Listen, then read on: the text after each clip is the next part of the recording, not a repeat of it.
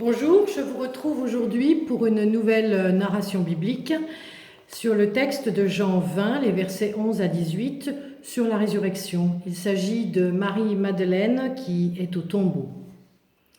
Il pleut ce matin sur Jérusalem, une de ces pluies d'orage qui lavent la terre et le monde de sa misère. Bénédiction. Je suis partie avant le lever du soleil vers le jardin où l'on a mis Jésus au tombeau. La fête de Pâques est passée. Nous avons vécu dans la nuit ces 3 jours. Le peuple a sacrifié, comme chaque année, agneaux, moutons, palombes, et aussi vie humaine pour plaire à Hérode, notre roi, pour plaire aux pharisiens, pour plaire aux Romains, et pour expier nos fautes, plaire à l'occupant, et faire rentrer dans le rang celles et ceux dont les voix s'élèvent quotidiennement dans le ciel de Jérusalem. Jésus, mon maître, s'est laissé conduire au sacrifice sans protester. Pourquoi ? Il n'avait rien fait de mal. À qui cela peut-il servir ? Je ne trouve aucune réponse. Mon âme et mon cœur sont lourds et vides, et je me sens fatiguée. Alors je continue machinal mon cheminement vers le jardin et la tombe. Je suis enveloppée de tristesse et transie de peur. J'ai froid, de ce froid de la mort qui glace le sang. Pourtant de la terre gorgée de soleil et de la pluie d'orage de la veille monte une brume de chaleur qui enveloppe tout et donne au pays et à ma ville un air irréel. Maintenant, le soleil monte dans le ciel et j'entends Jérusalem qui s'éveille doucement dans la lumière du printemps ce premier jour. Je me hâte, je veux le voir, je désire accomplir les gestes d'embaumement auxquels il a droit. Je veux lui rendre hommage et lui dire une dernière fois toute mon admiration et ma tendresse. Mais j'y vais seule, afin de ne pas être vue. Je veux lui dire adieu. Je marche maintenant vivement et je fixe l'horizon. J'entrevois soudain devant moi l'entrée du jardin. Autour de moi, tout est calme. Le jardin est baigné de soleil. Le parfum des fleurs flotte dans l'air. Soucieuse de bien faire, mais prudente, je marche vers la tombe. Je m'aperçois que la pierre est roulée.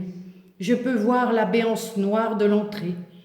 Alors, audacieuse, prudente, je m'avance lentement, avec précaution. Je me baisse pour y entrer. Doucement, mes yeux s'habituent à l'obscurité et soudain, je découvre 2 hommes vêtus de blanc assis là où nous l'avions déposé le vendredi juste avant Pâques. Je me demande si je rêve, si je dors ou si j'hallucine. Mais non, il est bel et bien là et je fais face, les yeux remplis de larmes. L'un d'eux me demande « Femme, pourquoi pleures-tu » Je pleure parce qu'on a enlevé mon Seigneur et parce que je ne sais pas où on l'a mis. Je reste là stupéfaite, plus surprise qu'apeurée. Il n'est pas là et me dit « On aura dérobé le corps ». C'est alors que je décide de rentrer chez nous pour l'annoncer aux disciples. Je me retourne, je sors de la tombe. Soudainement, alors que je n'ai pas eu le temps de sortir du jardin, prise par mes pensées et l'inquiétude, je vois un homme qui se tient près de l'entrée du jardin. Soulagée, je m'avance vivement vers lui et il me dit « Femme, pourquoi pleures-tu ? Qui cherches-tu » Submergée par l'émotion, je lui réponds, la voix pleine de sanglots et d'inquiétude. « Seigneur, si c'est toi qui l'as emporté, dis-moi où tu l'as mis et moi j'irai le prendre. » L'homme que je prends pour un jardinier me répond « Marie ». Je m'exclame « Rabouni !»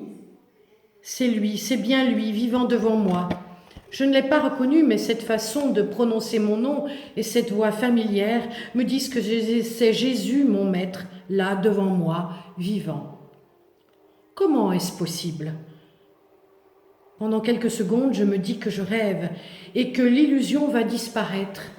Mais non, c'est bien lui, Jésus, vivant, changé certes, mais bel et bien vivant. Alors, sans chercher à maîtriser mon émotion, je m'élance vers lui et me prosterne à ses pieds comme je l'ai déjà fait par le passé, afin de lui témoigner toute mon admiration. Je lui enlace les chevilles et lui baise les pieds. L'indécence et l'intimité de mon geste le met mal à l'aise, semble-t-il. Et il me dit « Cesse de t'accrocher à moi, Marie, car je ne suis pas encore montée vers le Père. Va vers mes frères et dis-leur que je monte vers celui qui est mon Père et votre Père, mon Dieu et votre Dieu. » Je me lève, bouleversée, tout à ma surprise, et lui fais face. Je le regarde une dernière fois. La joie m'envahit, l'espérance prend maintenant toute sa place en moi. Oui, Jésus s'est réveillé des morts. Je laisse mes flacons dans l'herbe, exaltée, bouleversée, traversée par de multiples émotions contradictoires, mais tout à ma joie, je sors du jardin, à la hâte, et je cours à en perdre haleine jusqu'à Jérusalem, jusqu'à la chambre haute où tous attendent murés dans la peur. Je vais leur dire que Jésus est vivant, je vais leur expliquer que la tombe est vide, je vais leur affirmer qu'il m'a parlé, que je l'ai vu, que je l'ai touché, que nous nous sommes parlé. Je vais leur affirmer ce qu'il m'a dit. Je vais leur rapporter tout ce que j'ai à leur transmettre, tout mon témoignage. Bientôt, il montera vers notre Père et notre Dieu, mais pour l'heure, il est là. Il est en vie, encore avec nous un peu de temps. Il viendra vers nous encore une fois, plus tard, avant d'aller accomplir la volonté de notre Père, de notre Dieu, de son Dieu. Il montera vers lui bientôt. Maintenant, moi, Marie-Madeleine, il ne me reste plus qu'à me souvenir, plus qu'à méditer et à faire miennes ces paroles d'espérance et de vie. Il ne me reste plus qu'à les rejoindre pour leur partager ma joie et mon espérance. Mais voilà, me croiront-ils ? Je ne sais que penser, mais cela n'est pas important. Il faut juste leur dire de ne plus craindre. Jésus est avec nous aujourd'hui, dans ce présent, dans ce premier jour de la semaine, dans ce premier jour d'une vie nouvelle. Jésus s'est bien réveillé des morts.